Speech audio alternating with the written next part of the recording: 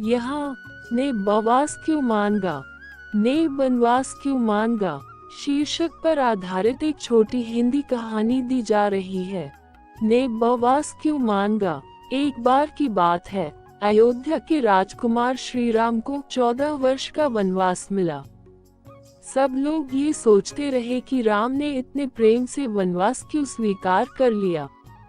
उन्होंने तो राजा बनने से भी इनकार कर दिया और बिना किसी शिकायत के जंगल चले गए। लक्ष्मण ने पूछा, भैया आपने वनवास क्यों स्वीकार कर लिया? आप चाहते तो कुछ कह सकते थे। राम मुस्कुराए और बोले, लक्ष्मण अगर मैं वन न जाता तो क्या होता? लक्ष्मण बोले, आप राजा बन जाते, प्रजा सुखी रहती और अयोध्या में शांति रहती। राम बोले, सही है, लेकिन रावण का अंत कौन करता? सीता माता का हरण कौन रोकता? और सबसे बड़ा सवाल, क्या मैं केवल राजा बनने के लिए धरती पर आया हूँ? लक्ष्मण चुप हो गए।